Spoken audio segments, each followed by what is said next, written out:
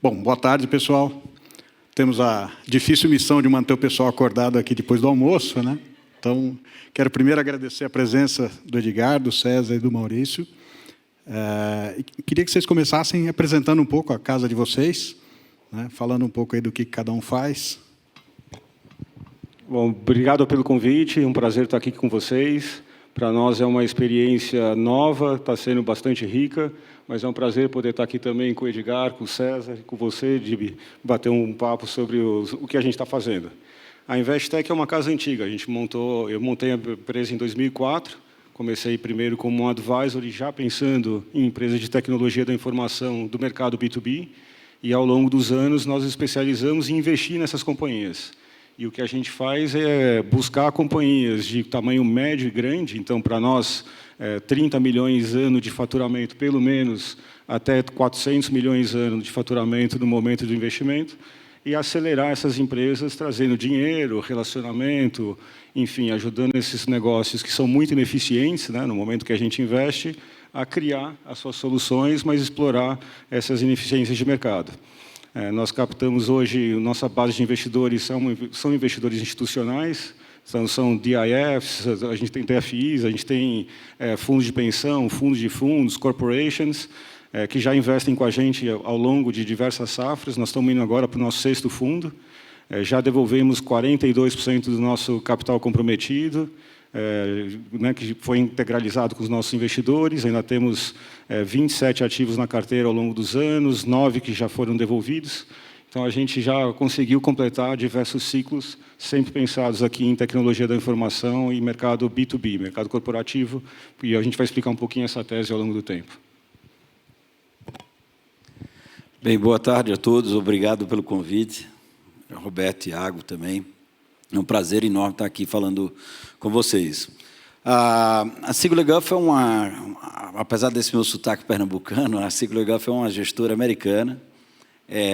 Sou sócio da gestora lá fora e montei o escritório da Sigler aqui 12 anos atrás.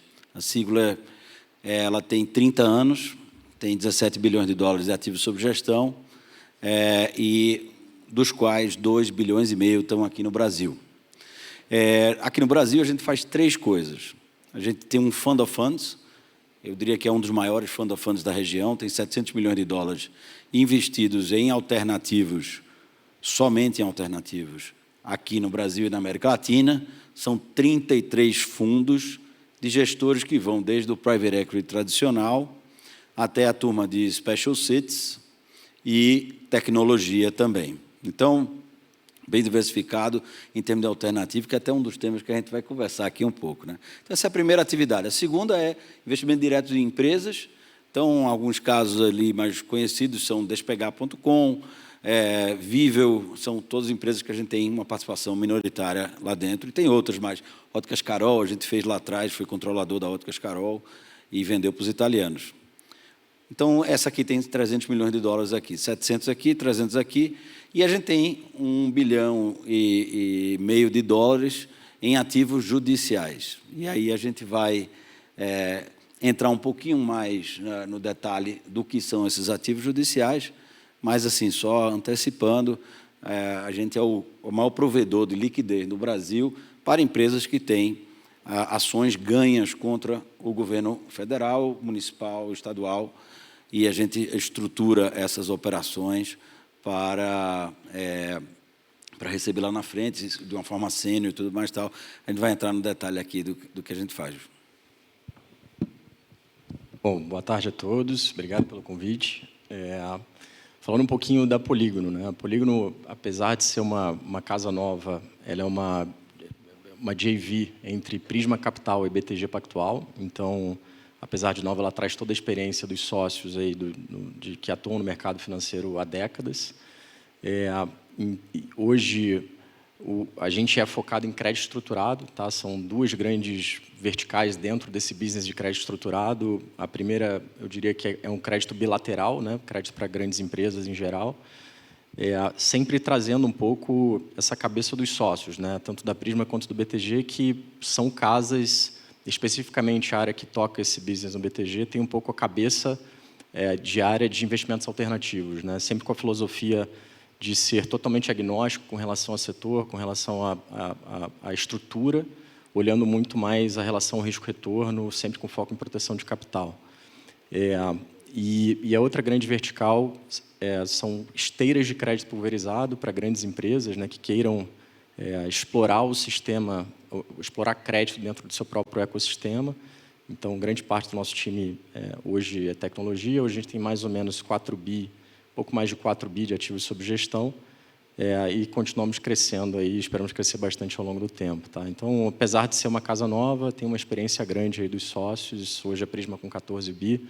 Acho que o BTG dispensa um pouco apresentações, mas só dando uma ordem de grandeza, mais de 1 trilhão de ativos sob custódia, administração e gestão, que trazem um know-how para a Polígono, seja no comitê de investimentos, onde são discutidas as operações, seja na originação, no underwriting e no controle e monitoramento de todas as operações. E acho que ao longo do painel a gente discorre um pouquinho mais aqui por que esse crédito estruturado está dentro de um painel de alternativos. Tá? Legal. Bom, aproveitando o gancho, né, Edgar, vamos entender um pouco do Credit as a Service, que vocês trabalham de uma forma com maestria. Como é que é o tamanho desse potencial, desse mercado? Quer dizer, quais são os diferenciais da Polígono, né, para atuar nesse mercado? E um pouco do porquê que o BTG e Prisma se juntaram para explorar esse mercado dessa forma. Tá. Eu não sei se vocês sabem, mas assim, Prisma e BTG, dos 8 sócios da Prisma, 6 eram de BTG, então existe uma relação próxima, uma cultura muito parecida, uma filosofia de investimento muito parecida. E por que o investimento nessa tese, Dib? Se a gente olha o mercado lá fora, né, o movimento de desbancarização, né, de desintermediação do banco como um provedor de capital para pequenas, médias empresas e para a pessoa física em geral, é um negócio que já existe há algum tempo e quando a gente olha o estoque de crédito no mercado offshore, já é bem representativo quando comparado aos balanços dos bancos.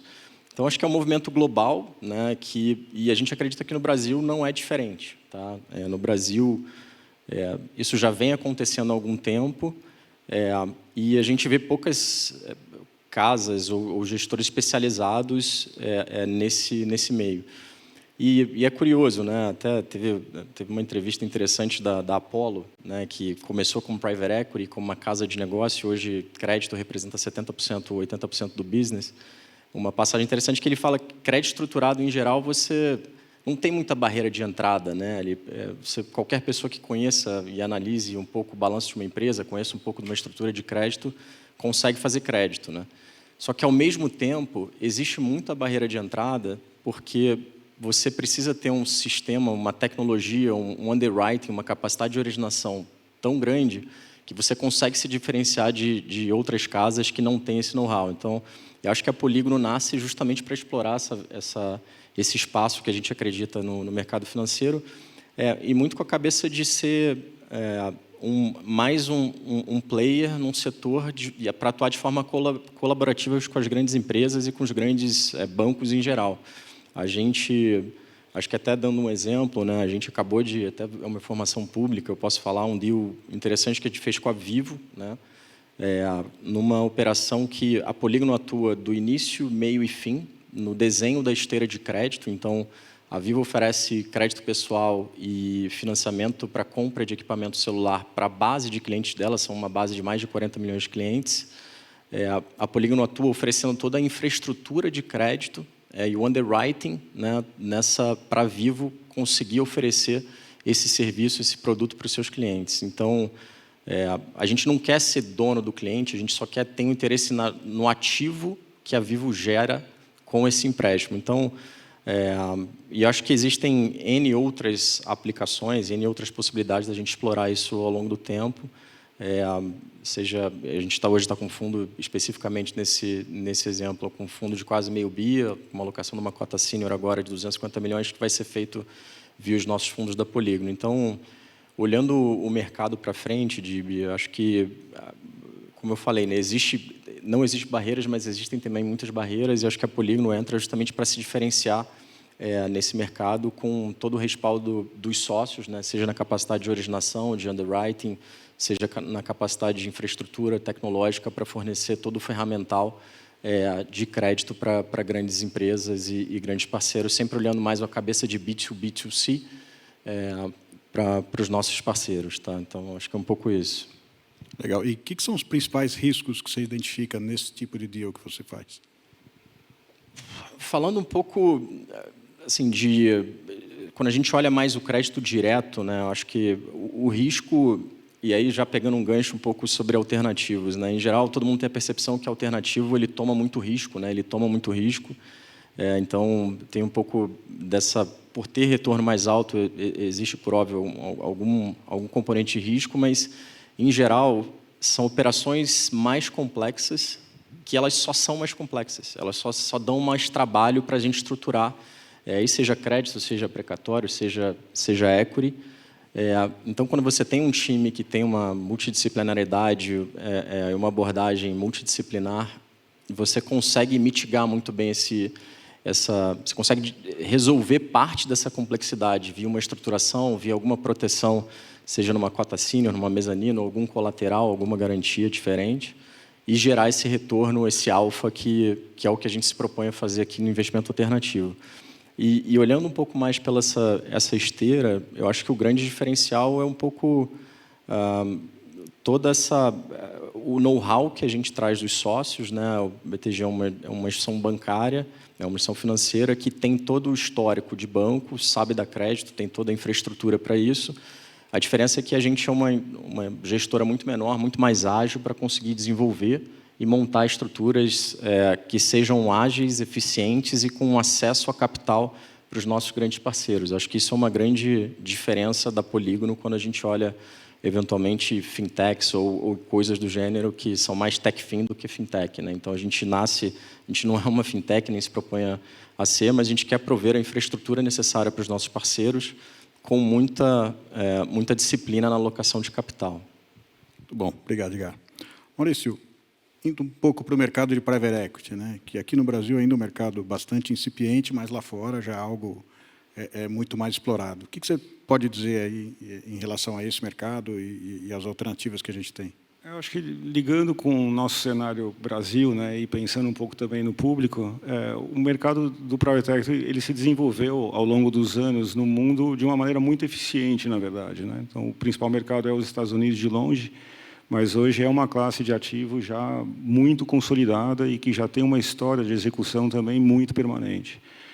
Então, os investidores institucionais naturalmente começaram a olhar para essa classe como uma maneira de complementar seus portfólios.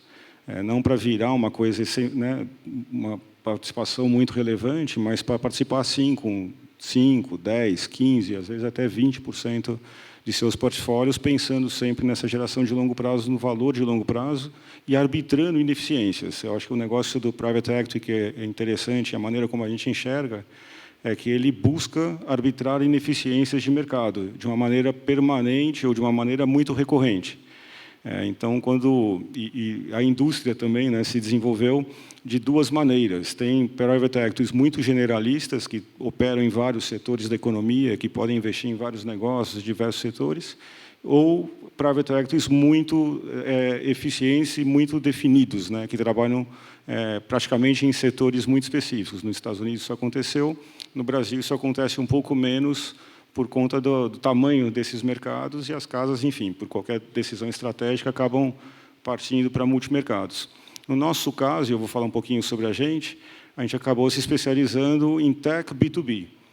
Então, um mercado muito, muito definido que a gente atua e hoje o que a gente se propõe a fazer é buscar justamente essas ineficiências e arbitrar essas novas oportunidades que a tecnologia gera para mercados B2B. Então, a gente investe nos agentes que criam a disrupção, nos agentes que criam as inovações tecnológicas, os agentes que criam justamente as novidades, né, que a gente ouviu falar ontem, o Jeff contar, hoje de manhã a gente ouviu alguma coisa também, no começo das apresentações também. Então, isso, de alguma maneira, a gente aprendemos, né, a arbitrar oportunidades. E o Private Equity ele permite isso, ele permite com que vocês, os investidores, né, possam enxergar e possam participar de resultados diferentes de um mercado listado, um mercado público, né? E tem uma figura que ela é muito tradicional que mostra bem isso. Ela mostra um lago, tem um pond, né? Com vários pescadores olhando alguns peixinhos, e esse é o mercado aberto. E um outro lado, um lago ali do lado, que é muito grande, com muitos peixes e poucos pescadores. Eu acho que essa aqui é a nossa referência, né? Então, o que a gente busca é isso, é buscar mercados ou lagos, né, que poucos estão olhando e poucos têm a experiência e a capacidade de pescar naquele lago. Então, eu acho que, no final, a vantagem do que a gente faz e com a especialização que a gente faz, e que eu tenho certeza também, conhecendo as histórias, é justamente essa capacidade de identificar esses lagos, buscar esses peixes e conseguir arbitrar essa ineficiência que outros, ou o mercado, não conseguiu enxergar ainda. E eu acho que, no final, os retornos que a gente consegue gerar, eles mostram isso. Então, falando um pouquinho sobre a gente, dessas 9 transações que nós já vendemos, que já devolvemos dinheiro para os nossos investidores, nós geramos 30,3% de TIA ao ano. Deu quase 4 vezes cash on cash. E o jeito que a gente busca pensar os nossos ativos é muito menos achar um ativo que vai pagar um fundo, ou que vai ser, né, o retorno que vai entregar para aquele investidor. A gente busca criar um portfólio de ativos que geram isso ao longo de um tempo de uma maneira recorrente. Então, buscando muito menos volatilidade. A gente não gosta de volatilidade. A gente acha que volatilidade, para o investidor, ela é ruim. Então, eu prefiro muito mais pensar uma carteira que a gente consegue criar, né, essa recorrência, diversos ativos, atuando em diversas tecnologias, diversos setores da economia, que servem diversos clientes em fases distintas nesses setores, porque isso é um hedge natural, a maneira como a gente enxerga. Então, se olha no nosso portfólio, esse portfólio de 27 empresas, ele cresceu nos últimos 5 anos, deu 34% ao ano de receita, e quase 40% ao ano de crescimento em EBITDA. Hoje nós estamos batendo em 6 ativos, que são os ativos growth, que são os ativos de crescimento. Nós estamos batendo hoje em 1,6 bi de faturamento, quase 600 de EBITDA. Então, isso, de alguma maneira, mostra, né, essa resiliência, essa capacidade desses ativos e desses peixes, né, que a gente busca crescerem numa economia Brasil macro, né, essa coisa maluca indo para cima e para baixo, mas as empresas consistentemente entregando crescimento, rentabilidade e distribuição de resultado. Então, um pouco isso que eu acho que o Private Equity permite ao longo do tempo, de uma maneira eficiente, né? Não adianta você olhar e fazer um programa de Private Equity em um ano específico, que você investe um pouco hoje, amanhã você não investe mais, e depois de amanhã não está nem pensando nisso. No final, o importante desse negócio é ter uma consistência de execução para que você possa capturar essas coisas sem pensar que você vai achar a mosca no meio do caminho. Então, esses foram alguns dos aprendizados que a gente teve olhando para a indústria e executando aqui no Brasil também. Bem interessante. César, falando um pouco do mercado de legal claims, né? Como é que é a atuação da Sigla nesse mercado? Que tipo de operações que vocês fazem, montam?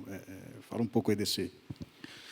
Dib, se você me permitir, como eu sou um entusiasta da classe de ativos alternativos, queria só complementar aqui o que os meus colegas falaram, porque a gente está nas três categorias, digamos assim, né? Primeiro que, sobre crédito privado nos Estados Unidos já é 50% do PIB. Ele é a classe de ativo que mais cresce nos Estados Unidos.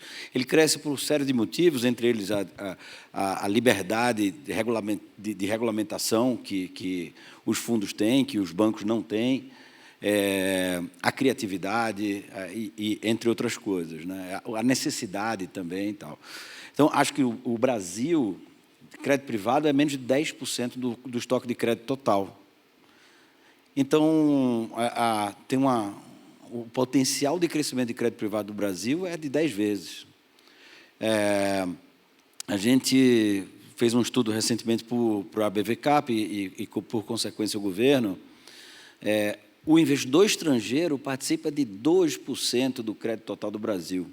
Se a gente tivesse a mesma isenção que a gente tem para ações e para private equity, FIPS, no crédito privado, gente, isso aqui ia explodir. Eu não vou nem fazer os cálculos aqui de quanto isso aqui poderia crescer, mas você pode colaborar comigo ou não. Então, acho que é uma classe de ativo muito interessante. E a gente faz essa classe de ativo de uma forma super nichada, que é dos ativos jurídicos. Mas só antes de chegar nos ativos jurídicos, na parte de private equity é 2,5% do PIB dos Estados Unidos. No Brasil, é 0,2% do PIB. A gente também pode crescer muito. O Private Equity tem um papel fundamental em treinar as empresas com governança corporativa, ESG, reporte, board, montagem de board e tudo mais. Então, o papel do Private Equity, criação de emprego, só no nosso portfólio foram, ao longo da história, aí, mais de 30 mil empregos. Então, é uma classe de ativo também que a gente tem que falar, tem que estimular. Tem um momento de mercado muito importante, que a China está sendo cancelada e o dinheiro está indo para outros mercados emergentes, e o Brasil pode ser um grande receptor desse capital. Olhando agora para o que a gente faz em Legal Claims, 80% do que eu faço, eu pego uma ação que passou do seu mérito, ela não é precatório ainda, todo mundo chama isso de precatório, mas a gente não é isso. Eu faço operação estruturada, usando um ativo judicial como colateral. Então, ela passou do mérito. A gente chegou ali e viu que a causa tem 100 de valor de face. A gente vai chegar para a empresa e vai emprestar 20. Eu vou pegar aquela causa inteira e vou botar dentro de um FDIC, inclusive custodiado, a maioria, no BTG. Coloco dentro de um FDIC e cobro ali juros, mais inflação, geralmente 25%, mais inflação, mais um kicker lá atrás que vai de 10% a 30%. O que é que isso acontece na prática? Quando a ação é paga daqui a 5 anos, ou 6, ou 7, dependendo do que for, eu sou sênior, eu recebo primeiro meu principal, mais os juros, mais o kicker, e o que sobrar vai para o detentor original da causa. Isso é, de uma forma bem simples, 80% do que a gente faz. É uma solução que não afeta o balanço das empresas, então, por isso que não é só, a gente pensa, só quem faz isso é empresa em distress. Não, óbvio, tem empresas em distress que a gente faz isso dentro de um RJ, por exemplo, com autorização do juiz, mas tem também empresas que estão precisando comprar outras empresas e estão alavancadas. E essa é uma solução em que eu não tenho recourse para o balanço da empresa. Eu uso o colateral só da ação judicial. Eu não posso buscar nada no balanço da empresa se eu não for pago. Então, é super interessante para a empresa, muitas vezes está marcado a custo, então a empresa também mostra um lucro quando a gente faz uma operação dessa. E, como eu disse, é uma solução de capital que pode ajustar balanço e tudo mais tal. Um caso aqui, rápido, para a gente compartilhar, lá atrás, 3, 4 anos atrás, a Cosan estava precisando comprar os postos da Shell no Brasil, 1.500 postos. A Cosan tinha 23 casos judiciais que se qualificavam como potencial que a gente poderia fazer. A gente selecionou dos 23, 6 casos, 9 casos, que davam 6 bilhões de reais de recebíveis, dos quais 2 bilhões de reais já eram precatórios expedidos. Então, a gente pegou essa carteira inteira, colocou dentro de um portfólio e deu 1,8 bilhões, a gente mais outros investidores, foi um colegiado, demos 1,8 bilhões para a Cosan fazer essas aquisições. A Cosan estava com 3,3 vezes deto EBITDA na época, então a gente foi lá e fez essa operação. Então, isso é um tipo de operação que a gente faz. A gente acha que esse é um mercado enorme. O Brasil tem 172 milhões de ações, é o segundo país do mundo em ações judiciais, só perde para os Estados Unidos. Então, tem ainda um lago muito grande para onde pescar. Só no balanço do governo federal tem 5 trilhões de reais de risco de perda de ações contra a federação. Então, a gente acha que tem bastante coisa para a gente pescar. Desses 5 trilhões, você vai para 2 trilhões que são prováveis. Quando você vai olhar pós-mérito, nós estamos falando de 800 bilhões de reais de ações pós-mérito que a gente pode estar emprestando, usando isso como colateral.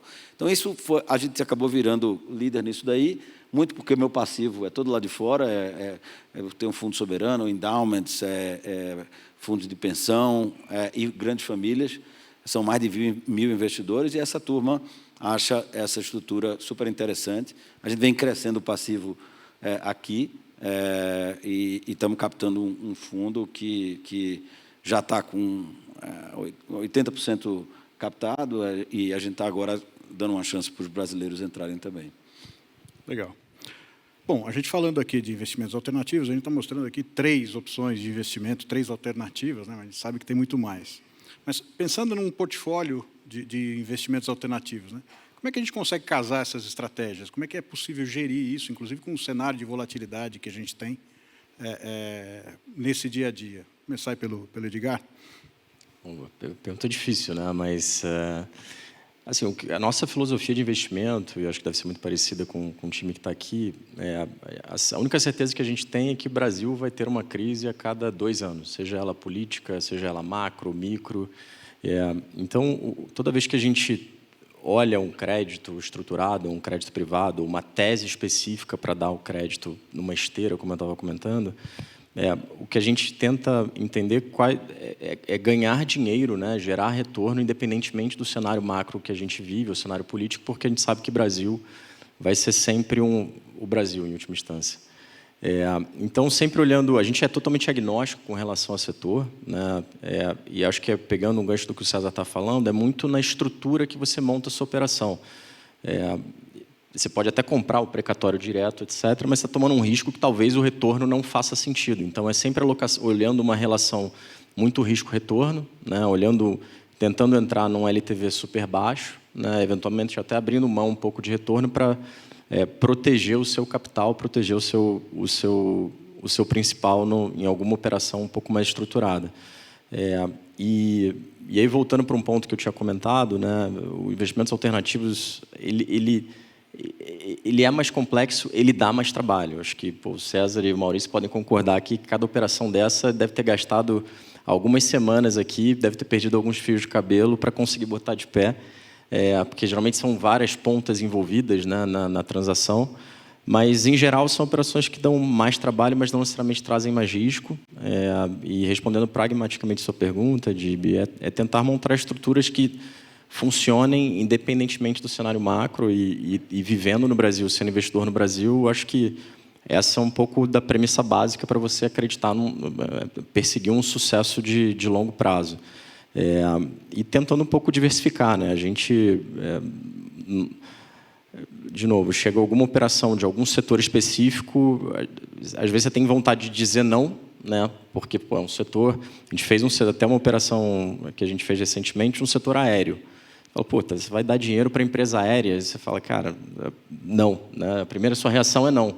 E o que a gente sempre fala, é muito fácil dizer não para as operações, né? O que a gente tenta montar são estruturas que, independentemente do setor em que a empresa está inserida, independentemente do setor do momento macro do país, a gente está defendido no matter what. Então, que é um pouco a vida de quem faz alternativos, a vida de quem faz investimentos no Brasil, pensando no longo prazo.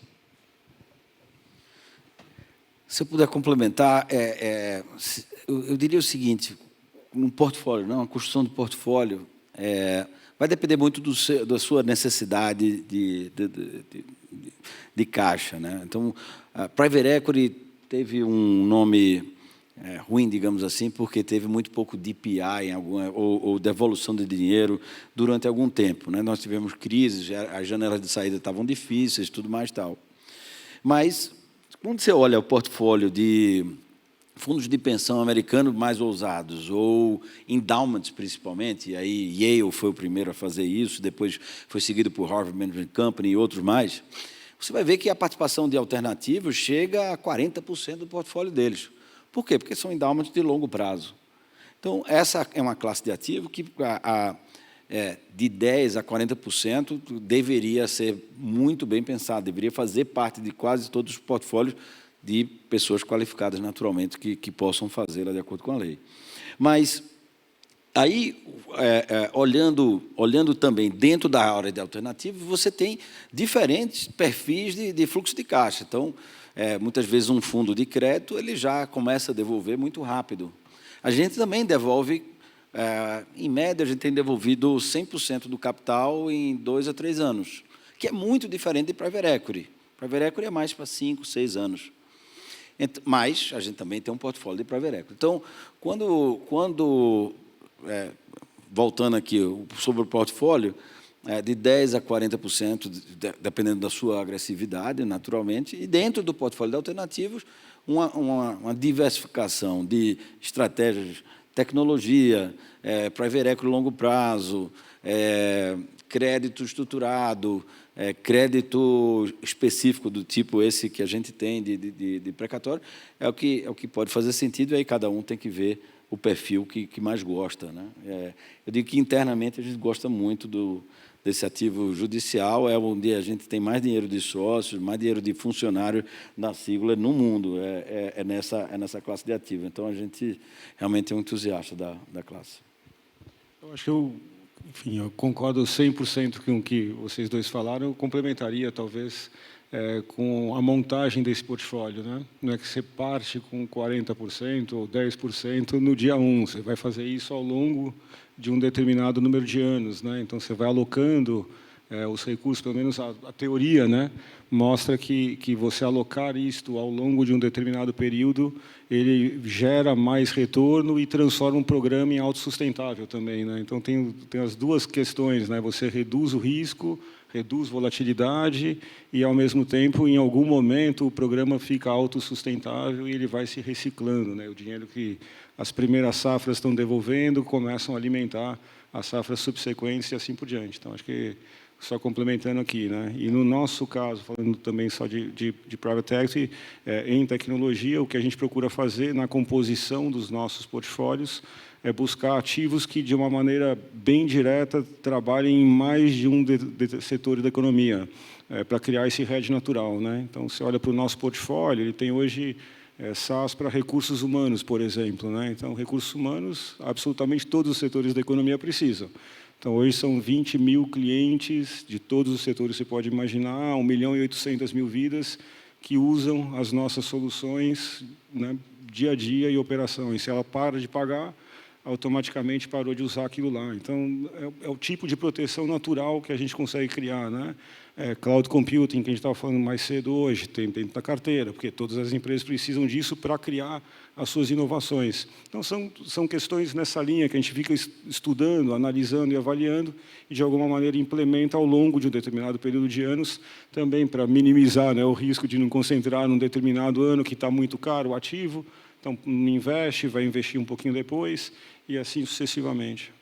Acho que, talvez só complementando, um ponto interessante é que, assim, o Brasil, né, em geral, é um ambiente de negócio tão complexo, né? Eu imagino que o César tenha tido dificuldade lá no passado para explicar para o gringo o que era um precatório, né? Porque só sendo brasileiro para entender como é que é um pouco a dinâmica, etc. Então, eu acho que o Brasil é uma terra muito fértil para esse tipo de investimento, porque cada setor, né, dependendo do momento macro, micro, abrem algumas janelas de investimento que você tem que estar pronto para conseguir alocar o capital, né? Eu acho que é um pouco o que o Maurício está falando. A gente dificilmente vai alocar tudo em D0. Então, em alguns momentos surgem algumas oportunidades, você tem que estar pronto para conseguir alocar o capital. Por exemplo, na parte de crédito mais estruturado, a gente, tanto o Prisma quanto o BTG, são investidores em NPLs, né, da parte de varejo e corporativo. Então, tendo já investido alguns bi, seja via Prisma, seja via BTG, nessa classe de ativos, a gente acredita, pelo menos deveria, né, ser um originador e um underwriter muito melhor de crédito, porque a gente sabe lá na frente o que vai ou o que não vai funcionar, caso a gente precise acionar a justiça ou começar uma execução, uma cobrança. Então, acho que o ponto aqui é que é difícil, né, montar esse portfólio que seja imune, entre aspas, a esses ciclos econômicos que a gente vive, mas, ao mesmo tempo, essa volatilidade ela gera muita oportunidade para investimentos alternativos em geral, né? Acho que é isso. Legal. Mudando um pouco de assunto, né, concentrando um pouco mais no negócio da Investec, que é a tecnologia, eu acho que a tecnologia hoje, cada vez mais no mundo de investimentos, ela está sendo uma ferramenta que auxilia a tomada de decisão. No mundo de alternativos, né, como é que a gente consegue trazer a tecnologia para auxiliar essas decisões, auxiliar a prospecção ou qualquer outro processo dentro do mundo de alternativos? Eu queria ouvir um pouco de vocês, como é que as casas usam a tecnologia para auxiliar nesse processo. Não, tá bom, eu falo aqui. A nossa tese, né, o que permeou a nossa tese e o que a gente faz hoje é isto. Na nossa visão, isso lá atrás, quando a gente começou a olhar esse negócio, ainda no primeiro ciclo da internet, né, no final da década de 90, começo dos anos 2000, eu tive a chance de empreender nesse mercado e acabei vendendo a companhia, foi super legal, eu adorei o negócio de tecnologia. E o que mais me atraiu é essa percepção que uma parte significativa das inovações que a gente viu naquela época e que a gente passou a ver desde então foi permitido, foi causado até pelo uso e adoção de tecnologia da informação nos negócios. Então, essa evolução tecnológica, a forma de programar, a forma de interagir, a forma de capturar os dados, a forma de integrar esses dados e depois a tomada de decisão em cima desses dados, acabou evoluindo muito, né, ao longo desses últimos, 20, 30 anos, e, na prática, uma parte, pelo menos na nossa visão, diversos setores da economia passa por isso. A nossa tese, a gente acredita tanto nisso que a tese de investimentos que a gente tem é isto. A disrupção causada pela tecnologia de uma maneira horizontal em diversos setores da economia, e aí é a tecnologia pura que causa essa disrupção, e, do outro lado, em algumas indústrias que vão passar, na nossa visão também, por mudanças fundamentais ou estruturais causadas pelo uso da tecnologia. E o que a gente viu, talvez, em fintech, seja melhor exemplo disso, né? Os neobanks vindo ao mercado e etc. E essa introdução aqui foi só para dizer que, se a gente não olha para a tecnologia aplicada ao nosso negócio, nós vamos morrer, vai ficar para trás. Então, hoje a gente tem, falando, também usando, né, todo mundo está usando a inteligência artificial, a gente já usa há algum tempo para tomada de decisões dentro de casa, a gente já, para mapear mercado, para mapear oportunidades de investimentos, para entender para onde está indo o mercado. Nas empresas que a gente investe, hoje, essa de RH também, só para pegá-la de novo, ela consegue hoje prever o nível de desemprego que vai ter numa determinada economia, numa determinada indústria, numa determinada região. Então, é super interessante. Ou se uma pessoa dentro da empresa vai pedir demissão, pelo perfil dela e comparando com o perfil do resto que ela captura. Isso tudo só é possível com inteligência artificial. Então, hoje a gente usa, sim, para mapear algumas oportunidades de investimentos.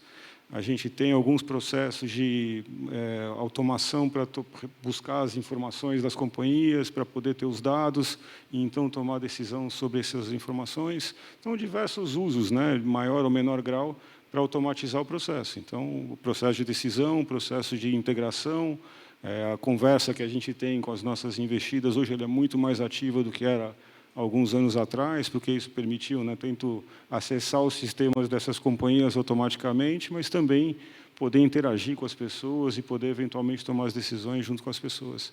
Então, isso, enfim, permeia o nosso dia a dia. Posso passar horas aqui falando, vou ficar quieto aqui.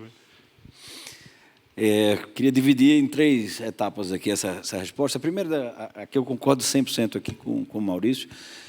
Nas investidas nas empresas, a tecnologia é assunto número 1 ou 2, porque é um assunto que é para gerar receita, para gerar resultado e tudo mais e tal. Então, assim, exemplos que a gente tem na Vivel, por exemplo, a gente tem o sistema que captura todas as receitas online de médicos. Então, a gente consegue ver o que é que tem necessidade de remédios ali e tal. A gente criou uma empresa que pode ir direto ao cliente e dizer, olha, se você quiser dar um bypass na farmácia, eu te ofereço esse remédio, entregue na sua casa, mais barato do que na Drogazil, e ainda mostra o preço da Drogazil para fazer isso. Então, acho que essa empresa em si pode ser maior do que a própria Vivel, que hoje é uma empresa de 9 bilhões de reais de faturamento. Então, esse é um exemplo. A gente também tem na Versani um sistema de geoposicionamento de ponto. Você faz o ponto olhando o rosto, ele já diz onde é que o funcionário está. E tem mais, com inteligência artificial, a gente pode prever que no dia 2 do próximo mês, aquele funcionário vai faltar. Por quê? Não, porque tem um calendário escolar da filha dele ali naquela região que vai ter isso e aquilo. Então, a gente manda um push para o funcionário dizendo, olha, se você não faltar no dia 2, você vai receber aqui uma cesta básica, alguma coisa assim. Então, tecnologia é mais pura. Então, você imagina, se a gente gerir 65 mil funcionários dentro dessa empresa, né, 5 bilhões de faturamento, sem ter tecnologia. Era impossível, é impossível. Inclusive, só escala quem tem tecnologia. Aí, essa primeira parte. Segunda, rapidamente, a justiça brasileira utilizou muito tecnologia, vem utilizando muito tecnologia. Nós como brasileiros, eu também formado em Direito, tudo tal, a gente, quando olha para a Justiça, a gente fala, meu Deus, esse negócio é um terror. Mas era um terror pior ainda, né? Um caso, há 15 anos atrás, durava 20 anos para rodar. Hoje, esse prazo já caiu para menos da metade disso daí. Tá? Então, em média, 8 anos, um caso federal, em alguns TRF, 5 anos. E o que permitiu essa velocidade foi a digitalização dos processos. Então, 96% dos processos brasileiros são digitais. Então, você entra no tribunal, entra no processo, faz o recurso, faz, inclusive, audiências, tudo online. Então, isso deu uma agilidade muito grande. Só um outro dado aí, o juiz federal brasileiro tinha, em média, 5 mil ações na sua mesa, hoje ele tem 2.500, de acordo com o CNJ. Né? Então, a coisa vem ajudando, vem agilizando. E é por isso que a quantidade de precatório explodiu. O Paulo Guedes dizia, meteoro, tal. Meteoro que nada, foi eficiência. E o governo está se beneficiando dessa eficiência. A arrecadação cresce mais do que o PIB. Um dos grandes motivos é a celeridade das ações de coleta ou de reembolso, digamos assim, de impostos não pagos. Então, o governo está se beneficiando, e muito, até em 200 bilhões de reais, em cima dessa agilidade da justiça, mas, na hora de pagar, ele diz, não, essa questão é um pouco assim. Último comentário, naturalmente, na prospecção de casos, a gente hoje já tem robôs que conseguem mapear todos os casos jurídicos do Brasil. Então, eu consigo ver tudo que está acontecendo, tudo que é tribunal, então a gente vai lá e a gente, naturalmente, também está usando a inteligência artificial agora para filtrar isso e chegar ali aonde a gente quer investir, quais são as teses ou as regiões ou os clientes que a gente quer abordar para poder dar essa solução de crédito. Acho que, complementando, todo aquele discurso de crédito, né, de como a gente enxerga o mercado de crédito, como ele vai mudar ao longo do tempo, eu acho que uma da pedra fundamental disso, de fato, é a tecnologia. Né? Quando a gente olha hoje para dentro de casa, inclusive na Polígono, em torno de 65 pessoas, quase metade é tecnologia. E tecnologia desde desenvolvimento, análise de dados e infraestrutura. Né? Então, para a gente conseguir oferecer uma infraestrutura, uma esteira de crédito para um cliente nosso, a gente tem que ter uma tecnologia que seja ágil, né? A gente tem que ser ágil para conseguir oferecer essa solução para o nosso parceiro. A gente tem que oferecer isso de uma forma segura, né, em que aquela esteira vai funcionar 24/7, né, tanto para emitir operações quanto para coletar operações, no momento que eu dou o crédito, que eu recebo o crédito de volta. Então, eu não vejo um cenário em que a tecnologia caminhe lado a lado com o mercado financeiro, e tese de alternativas em si, mais ainda. Né? Eu acho que tudo que a gente faz aqui, desde o precatório até o private equity, sempre tecnologia vai caminhar.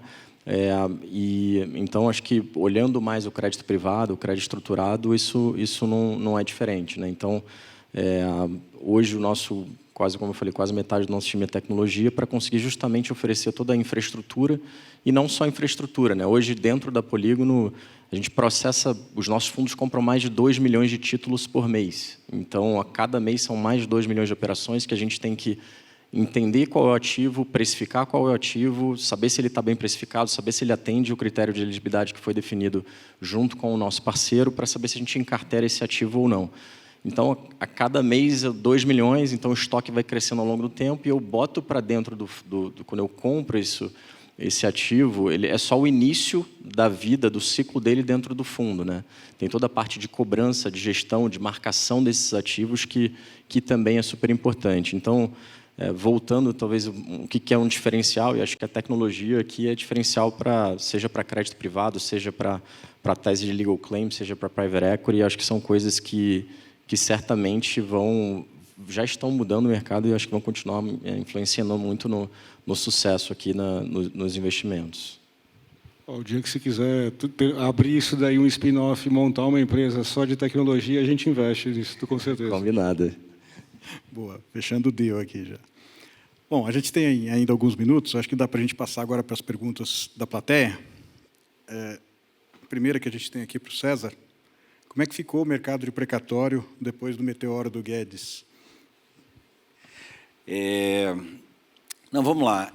Você imagina explicar o que foi essa PEC, né? Como assim mudou a Constituição para gringo, né? Então, a gente continua indo lá e falando com essa turma. Mas, voltando ali o caso, a gente, quando veio a proposta de lei, a gente já pegou um avião, foi para Brasília, ficou indo para lá praticamente toda semana. A gente conseguiu modificar a lei, assim, a proposta inicial era uma, e no final ela saiu outra. Essa outra ela tem 5 válvulas de escape, digamos assim. Você pode trocar precatório por dívida ativa da União, concessões, privatizações, ações de empresas públicas e imóveis federais. Disso daqui o que está funcionando, uma só. Então, a AGU saiu agora com a resolução e não foi boa. A gente criticou pela BVCAP, pela CNF, a gente que fez a crítica da CNF, e a AGU meio que não mudou muita coisa e está lá. Ou seja, é um negócio feito para não funcionar, né? Então, mas, na PGFN, a coisa tem andado. Então, a gente está conversando muito com a PGFN, botando ativos lá para poder serem usados como pagamento de dívida ativa da União. Então, acho que aí é um fluxo que vai sair. Muito importante dizer também que, assim, do que a gente faz, 60% não foi afetado pela PEC. Então, eu sou o maior credor da Eletrobras, por exemplo. Então, a Eletrobras nada a ver com a PEC, né? A gente tem casos contra a Sabesp, a gente tem casos contra municípios, estados. A gente tem casos que são alimentícios. Os alimentícios não estão afetados pela PEC. Então, e quando você olha o portfólio mais recente, 80% não é afetado pela PEC. E o que é afetado pela PEC, a gente tem que lembrar que é aquela estrutura que eu falei logo no começo da nossa fala. Quanto mais atrasa, mais eu vou acruando os juros. Então, essa é a beleza da estrutura. É por isso que a gente só antecipa 20% a 25% do valor de face. Eu não antecipo 50%. Por quê? Porque se demorar para ser pago, o meu juros está ali acruando, e assim está sendo com alguns dos nossos ativos que foram afetados pela PEC. Então, está ali acruando, o cash on cash está sendo maior e o IRR está preservado. Então, agora, acreditar que o Brasil não vai pagar os seus precatórios ponto final é acreditar no fim da justiça no Brasil. Porque pau que bate em Chico, bate em Francisco, né? Como é que eu, empresário, vou pagar imposto se eu não posso receber do governo o que me é devido? Então, aí a gente não acredita. A gente acredita que com alguma solução, inclusive tem uma ADI, uma ADI com 56 amigos curi, que tentando derrubar a PEC, tem discussões com o Supremo, tem discussões com o próprio Executivo de como essa bola de neve ali não chegar em 2027 maior do que o orçamento discricionário do governo. Então, isso tem saído matéria todas as semanas sobre isso, então, realmente é uma discussão muito ativa. Mas isso é o motivo pelo qual que a gente tem os retornos que a gente tem, né? O fundo anterior tem 30% de retorno. E uma coisa muito importante que o Maurício falou, acabei não falando, a gente tem um esforço muito grande de gerar liquidez. Então, a gente vem gerando, ao todo dos 1,5 bilhões que a gente já investiu, já 1 bilhão de dólares a gente já devolveu, a gente vai devolver até o final desse ano, mas em operações já assinadas, a gente vai devolver 1 bilhão de dólares. E aí a forma de liquidez tem diversas. Uma delas é receber do governo. A outra é vender, a outra é eu alavancar o ativo, eu posso dar uma... Aí tenho feito coisas com os bancos e tudo tal. Então, assim, tem muita criatividade em como fazer você receber de volta, se você tiver uma operação muito bem estruturada, muito bem montada. Obrigado. Outra pergunta aqui. Nós temos alternativos muito distintos nesse painel. Qual o ponto em comum entre eles? Vou começar pelo Maurício. É uma boa pergunta essa. Eu acho que tem, talvez, 3 pontos aqui que me vêm na cabeça, né? O primeiro é essa arbitragem, né? A oportunidade de você arbitrar uma ineficiência do mercado, seja ela qual for. Aqui temos 3 exemplos diferentes, no caso do César, 13 dentro de casa, né? Bem diferentes. Então, acho que são casas, né? E são tipos de ativos que buscam arbitrar ineficiências. Então, talvez essa daqui seja a primeira. A segunda é que tem capital disponível, né? Então, quando você consegue estruturar uma boa transação de uma maneira eficiente, que você consiga pescar lá o peixe, né, naquele lago, você consegue trazer o capital para executar o seu plano, que normalmente é um plano de médio e longo prazo, não é um plano de velho muito curto, né? Então, sei lá, 1 ano, 2, 3 anos, pelo menos, e às vezes até muito mais do que isso. No nosso caso, nossa média são 5 anos, mais ou menos, nas companhias. Então, esse dinheiro está disponível, está cada vez mais permanente, e isso daqui permite com que você também estruture melhores transações, porque esse dinheiro é um dinheiro permanente, né? Talvez esses sejam os 2 pontos principais. O terceiro é que você foge da média. Então, o investidor que decide tomar um investimento como o nosso, ele, com certeza, quando ele faz uma boa seleção do seu gestor e ele faz uma boa seleção do ativo que ele vai investir lá na ponta, os retornos gerados, acho que a história mostra, né, que são retornos muito diferenciados, e você só consegue capturar esse retorno entrando nesse tipo de ativo. Talvez esses 3 pontos que eu consigo pensar aqui. Eu vou completar e dizer um pouco parecido também, né? Eu diria que é o private do não public, do elemento aqui da classe de alternativo. Então, private credit, private equity, venture capital não tem o private nele, mas é private equity também, só que em tecnologia e em estágios um pouco menor, mas na prática é private também. Então, e no private tem arbitragem de valor. Então, se você não é uma empresa que está na Bolsa, você não vale tanto quanto uma empresa que está na Bolsa. Então, ela vai ter um desconto ao preço da Bolsa, né? O terceiro elemento é a estrutura também.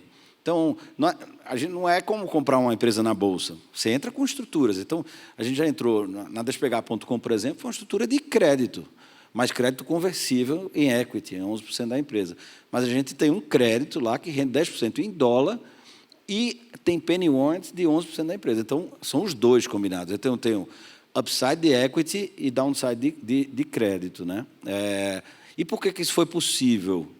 Foi possível porque estava no meio de uma crise e nenhum banco queria dar dinheiro para a empresa. Então, a gente foi lá e disse, opa, a gente tem uma solução aqui, e montou a estrutura adequada para poder fazer aquilo dali. Então, eu diria que o private ele toca nesses 3 pontos, e é por isso que a gente consegue ali estruturar as coisas ali de uma forma diferente, e para cada cliente um tipo de solução. A gente não tem aquela coisa do banco rígido de dizer, não, é assim, está aqui o contrato padrão, se você não tiver isso ou aquilo, você...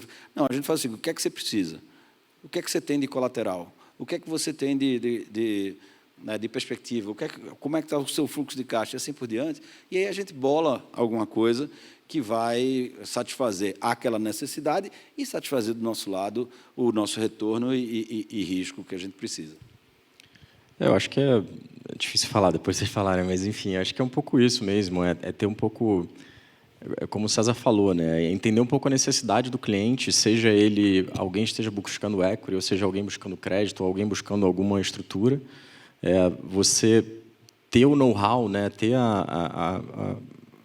como fazer, como montar, e conhecendo aquele ativo e ter o passivo correto também, para conseguir alocar em oportunidades que surgem, às vezes, uma vez a cada 5 anos, como o César falou, né? Ele entrou, talvez, num momento específico que Despegar estava no auge do Covid, difícil surgir uma outra oportunidade nesse setor, olhando, talvez, um horizonte de 5, 10 anos. Mas eu acho que essa flexibilidade permite que você consiga customizar um produto, seja ele crédito, seja ele equity, seja ele legal claim, para o seu cliente, né, e conseguir capturar essas arbitragens que de tempos em tempos vão surgindo ao longo do tempo no mercado brasileiro. E eu acredito que o mercado, de fato, é muito fértil, né? O Brasil ele gera muito, essa volatilidade ela gera muita oportunidade para ser explorada, essas arbitragens. E, de novo, a complexidade ela é boa, né? Como o Maurício estava comentando, o lado líquido ele é tem muito mais player olhando, né? Aquela água limpa, ela é muito mais simples, mais fácil de você encontrar as coisas, mas tem muita gente procurando ao mesmo tempo. O lado um pouco mais ilíquido da coisa, que eu gosto, acho que todo mundo aqui gosta, que tem muito menos concorrente, tem muito menos player olhando, o que faz também você conseguir arbitrar muito melhor a relação risco-retorno para os investidores em geral. Tá? Muito bom. Acho que a gente tem assuntos bem interessantes aí, podíamos ficar discutindo a tarde toda, mas nosso tempo está acabando. Queria primeiro agradecer a vocês. Eu acho que a gente conseguiu atingir a meta, né, de deixar o pessoal acordado. Então, Maurício, César, Edgar, obrigado pela presença de vocês e parabéns pela apresentação. Obrigado pessoal.